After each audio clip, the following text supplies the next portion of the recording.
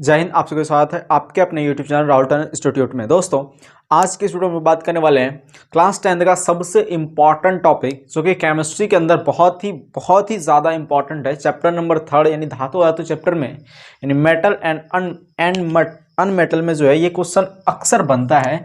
इसका नाम है धातु और अधातु। ये क्वेश्चन कई बार पूछा गया है। रासायनिक गुणों के आधार पर अंतर, ठीक है, रासायनिक गुणों के आधार पर अंतर ये पूछा ही जाता है, ठीक है ना। देखिए ध्यान से, ये क्वेश्चन अगर देखा जाए मोस्ट वीवीआई की श्रेणी में आप इसको रख सकते हैं, क्योंकि कई बार पूछा गया है, ठीक है। भौतिक गुण तो लगभग लिख देते हैं, जैसे कि धातु क्या होता है, चमकदार होता है। धातुएं क्या होती है, आघातवर्धनीय होती है, तन्य होती है। धातुएं प्रायः कठोर होती है। ये सब गुण जो है ये भौतिक गुण है, और भौतिक गुण अधिकतम स्टूडेंट को पता होता है, लेकिन रासायनिक गुण उनको ये पता ही नहीं होता है कि रासायनिक गुण याद करेंगे तो उसमें जो है हमको क्या याद करना पड़ेगा, उसका ये याद करना पड़ेगा, समीकरण हमको याद करना पड़ेगा। अगर आपको ऐसा डाउट है कि समीकरण भी लिखना है या नहीं लिखना है, समीकरण बिना लिखे भी नंबर देता है कि नहीं, तो आप इस वीडियो को अंत तक देखिए, आपको बहुत ही आसानी से सारा डाउट जो है आपका क्लियर हो जाएगा, ठीक है। तो चलिए हम लोग बिना देरी के इस वीडियो को शुरू करते हैं। पहला अंतर है कि धातु जो होता है ऑक्सीजन से अभिक्रिया करके क्या करता है, धातुई ऑक्साइड बनाता है। क्या बनाता है, धातुई ऑक्साइड।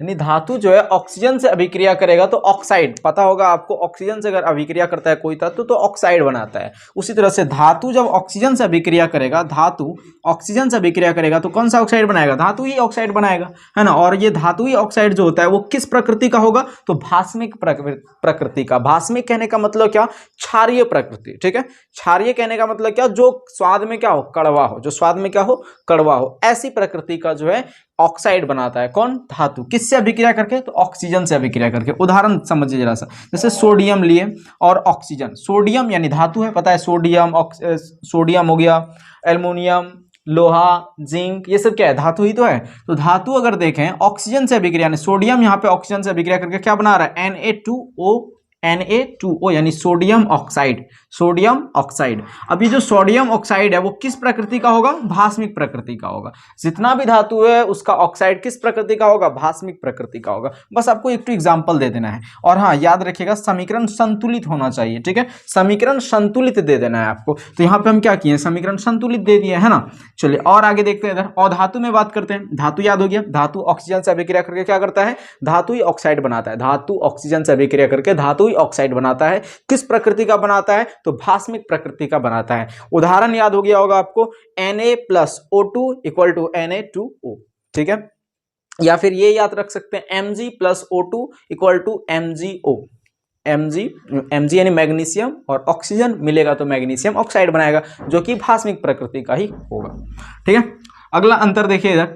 अधातु जब ऑक्सीजन से अभिक्रिया करेगा तो क्या होगा, देखिए अधातु ऑक्सीजन से अभिक्रिया करके अधातुई ऑक्साइड, जो कि अम्लीय प्रकृति का होता है, अधातुई ऑक्साइड बनाता है, ठीक है।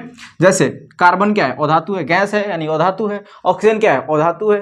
क्या बोलते हैं, सल्फर क्या है, अधातु है ना। ये सब क्या है, अधातु है। आयोडीन क्या है, अधातु है, ठीक है। तो कार्बन ऑक्सीजन से अभिक्रिया क्या बनाया, तो CO2। और ये जो CO2 है आपको पता होना चाहिए, CO2 जो होता है वो कैसा गैस होता है, तो ये अगर देखा जाए गैस होता है, एक तरह से बोल सकते हैं हम इसको, कौन सा गैस है, ये अम्लीय प्रकृति का गैस है, ठीक है। कार्बन डाइऑक्साइड भी पता है आपको गैस होता है ना। तो ये अम्लीय प्रकृति का मतलब खट्टा, स्वाद में कैसा होता है, खट्टा होता है, ठीक है। तो अम्लीय ऑक्साइड बनाता है। और धातु ऑक्सीजन से अभिक्रिया करके कौन सा ऑक्साइड बनाता है, अम्लीय ऑक्साइड बनाता है, यानी अधातुई ऑक्साइड बनाता है। और धातु अम्ल से अभिक्रिया करके धातुई ऑक्साइड यानी कि भास्मिक ऑक्साइड बनाता है, ठीक है। चलिए दूसरा नंबर देखिए। धातु जल से जब अभिक्रिया करेगा तो क्या होगा।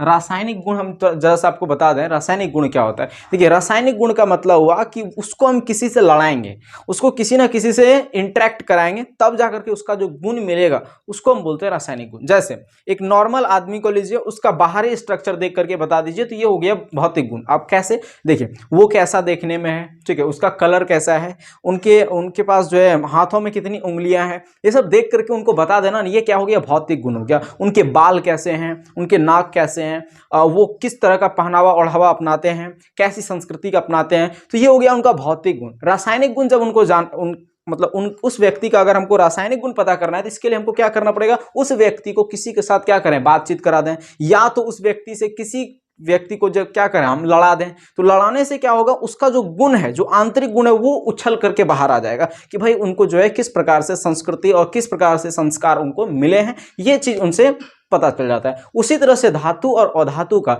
ये किसी भी तत्व का जब हम रासायनिक गुण पता करना होता है तो हम उसको किसी न किसी से रिएक्शन कराते हैं, किसी न किसी से लड़ाते हैं, और लड़ाने के बाद जो है वो पता चलता है अच्छा भाई इसको ऑक्सीजन से लड़ा देंगे तो ये ऐसा ऑक्साइड बनाएगा, इसको धातु को ऑक्सीजन से लड़ा देंगे तो ये इस प्रकार का ऑक्साइड बनाता है, इसको हाइड्रोजन से लड़ा देंगे तो ऐसा ऑक्साइड बनेगा, इसको इससे लड़ा दें तो ये हो जाएगा।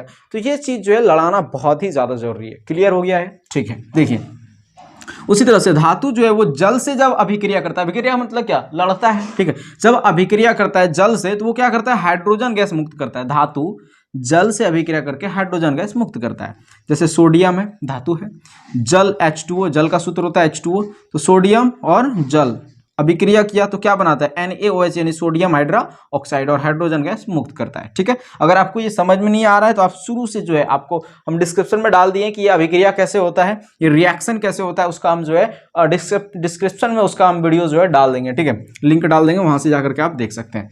धातु क्या होता है, जल से अभिक्रिया करके हाइड्रोजन गैस मुक्त करता है, लेकिन आपको तो बहुत ही आसानी से याद हो जाएगा कि अधातु जल से अभिक्रिया ही नहीं करता है ना। दो अंतर तो आपका क्लियर हो गया होगा। पहला अंतर क्या है बताइए, कि ऑक्सीजन से अभिक्रिया करके धातु ऑक्सीजन से अभिक्रिया करके धातु ही ऑक्साइड बनाता है, जो कि भास्मिक प्रकृति का होता है। ठीक है, जैसे magnesium plus oxygen equal to क्या, Mg plus O2 equal to क्या, MgO, है ना। और धातु में क्या बोलेंगे, और धातु ऑक्सीजन से अभिक्रिया करके और धातु ही ऑक्साइड यानी अम्लीय ऑक्साइड बनाता है, जैसे carbon plus oxygen equal to CO2। Equal to नहीं, इसको हम समीकरण पढ़ते हैं। ठीक है, चलिए देखिए तीसरा नंबर है धातु अम्ल से, पहले किससे, जल से, अब धातु को हम अम्ल से लड़ाएंगे। धातु अम्ल से जब अभिक्रिया करेगा तो भी हाइड्रोजन गैस ही मुक्त करता है। धातु अम्ल से अभिक्रिया करके क्या करता है, हाइड्रोजन गैस मुक्त करता है। ठीक है, लेकिन अधातु की बात करें तो वो अम्ल से अभिक्रिया ही नहीं करता है। तो तीन अंतर तो आपका क्लियर हो गया। 5 तो पूछता है, 5 नंबर में ज्यादातर ये क्वेश्चन पूछता है, लॉन्ग टाइप का ये क्वेश्चन है। ठीक है, अगला चौथा नंबर अंतर देखिए, धातु का जो जली विलयन होता है, जली विलयन मतलब क्या, धातु को हम जब जली विलयन में रखते हैं तो वो हमेशा धातु क्या होता है, धनायन बनाता है। धातु हमेशा होता ही है धनायन, धातु के ऊपर धन आवेश रहता ही है, धातु धनायन होता है, धातु पर धन आवेश रहता है, लेकिन अधातु पर ऋण आवेश होता है। समझ में आ रहा है ना। चलिए, तो वही है, धातु जली विलयन में क्या बनाता है, तो धनायन बनाते हैं, लेकिन अधातु जस्ट इसका उल्टा होता है, तो अधातु क्या करता है, जली विलयन में ऋणायन बनाता है। समझ में आ रहा है। चलिए, अधिक क्रियाशील धातु जो होता है, अधिक क्रियाशील मतलब अधिक पावरफुल, क्रियाशीलता श्रेणी आपको पता होगा, है ना, क्या क्या क्रियाशीलता श्रेणी है। क्रियाशीलता श्रेणी अगर आपको नहीं पता है तो उसका लिंक हम डिस्क्रिप्शन में डाल दिए हैं, क्रियाशीलता श्रेणी का। ठीक है, वहां से जाकर के आप उसे देख सकते हैं, बहुत ही आसानी से आपको याद हो जाएगा, बहुत ही छोटा सा ट्रिक है ना, क्रियाशीलता श्रेणी। ठीक है, क्या है क्रियाशीलता श्रेणी, सबसे पहले आता है पोटेशियम, उसके बाद सोडियम, फिर कैल्शियम, उसके बाद मैग्नीशियम, फिर एल्युमिनियम, जिंक, है ना, अब फिर हो गया लोहा, टीन, उसके बाद है लेड यानी कि जिसको हम लोग शीशा बोलते हैं, उसके बाद हो गया हाइड्रोजन, फिर हो गया कॉपर, उसके बाद Hg यानी पारा, उसके बाद आता है Ag यानी सोना, सॉरी चांदी, उसके बाद Au यानी सोना, और फिर आता है प्लेटिनम। ये होता है क्रियाशीलता श्रेणी, मतलब जो तत्व सबसे ऊपर है वो बाकी सभी से क्या अत्यधिक क्रियाशील होता है, जो तत्व सबसे नीचे है वो बाकी ऊपर वाले तत्व से सबसे कम क्रियाशील होता है, मतलब जल्दी वो इंटरेक्ट नहीं करता है। ठीक है, तो यहाँ पे Zn क्या बोले हैं, अधिक क्रियाशील धातु जो होता है वो कम क्रियाशील धातु को क्या करता है, विस्थापित कर देता है। विस्थापित करने का मतलब उसको साइड कर देता है। देखिए यहाँ पे जिंक जो है कॉपर की तुलना में, CuSO4 यानी कॉपर सल्फेट है ना, तो कॉपर सल्फेट अगर देखें तो वो एक मूलक को लेकर के है, तो जिंक देखें तो कॉपर की तुलना में अधिक क्रियाशील धातु है। तो जिंक क्या करेगा, कॉपर को विस्थापित कर देगा, मतलब कॉपर को साइड कर देगा और SO4 के साथ Zn लग जाएगा। देखिए यहाँ पे ZnSO4 और Cu क्या कर रहा है, इसको विस्थापित कर दिया, है ना। तो याद रखिएगा, एक और ये अंतर हो जाएगा कि अधिक क्रियाशील धातु कम क्रियाशील धातु को विस्थापित कर देता है। अब अधातु में एक तो हम और क्या लिखेंगे, ध्यान से देखिए, अधातु का जो ऑक्साइड है वो जल से जब अभिक्रिया करेगा तो अम्ल का निर्माण करता है, और धातुई ऑक्साइड जल से अभिक्रिया करके क्या करता है, अम्ल का निर्माण करता है। जैसे कि आपको अभी बताए थे, कार्बन डाइऑक्साइड क्या है, एक अम्लीय प्रकृति का गैस होता है। तो कार्बन डाइऑक्साइड को, यानी अधातुई ऑक्साइड नहीं है ये, देखिए कार्बन क्या है, अधातु है, ऑक्सीजन मिला है तो अधातुई ऑक्साइड हुआ कि नहीं, हो गया, है ना। यहाँ पे लिखेंगे अधातु का ऑक्साइड। ठीक है, तो अधातु ऑक्साइड है और ये जल से अभिक्रिया किया, क्या बना, H2CO3। H2CO3 को हम लोग क्या बोलते हैं, कार्बोनिक अम्ल कहते हैं। समझ में आ गया ना। तो 5 अंतर हो गया है बहुत ही आसानी से, और आप चाहें तो इसका एक स्क्रीनशॉट ले सकते हैं और खुद से इसका जरूर नोट्स बनाएं। और अगर आप इसको लिखते हैं तो 5 नंबर में 5 नंबर कन्फर्म मिलेगा, क्योंकि हम यहाँ पे हर एक जगह पे जहां जहां उदाहरण जरूरत था सभी का एग्जाम्पल हमने यहाँ पे दे दिया है, ठीक है। और बात है कि एग्जाम्पल लिखें या ना लिखें, तो देखिए याद रखिएगा केमिस्ट्री में ज्यादातर जो नंबर देने का चांस मिलता है और ज्यादातर नंबर जो देता है एग्जामिनर, सबसे पहले यही चीज देखता है भाई स्टूडेंट को समीकरण के बारे में, रासायनिक सूत्र के बारे में उनको जानकारी है या फिर नहीं। बाकी सब सब्जेक्ट में जो है डेफिनेशन ही बहुत ही ज्यादा इंपॉर्टेंट होता है, लेकिन इसमें डेफिनेशन से भी ज्यादा इंपॉर्टेंट होता है समीकरण डालना। अगर आप किसी परिभाषा का, अगर आप खाली परिभाषा लिख दिए हैं, ठीक है, केमिस्ट्री का स्पेशली बात, खाली परिभाषा लिख दिया और उसका समीकरण नहीं बैठाया ना, तो उसमें आपको नंबर मिलने का चांसेस हो सकता है काट ले वो। लेकिन अगर आप परिभाषा के साथ उसका समीकरण भी अगर आप नीचे सबमिट करते हैं तो बहुत ही अच्छा खासा नंबर मिलता है उसमें, अच्छा खासा क्या फुल नंबर मिल जाता है, ठीक है। तो आप समीकरण केमिस्ट्री में याद रखें कि साथ लेकर के ही चलें, क्योंकि केमिस्ट्री में समीकरण ही एक तरह से बोल सकते हैं आपका आंसर है, ठीक है। तो समीकरण आपको लिखना ही बहुत ही जरूरी है, ठीक है। तो मिलते हैं हम लोग अगले वीडियो में, तब तक के लिए जय हिंद जय भारत।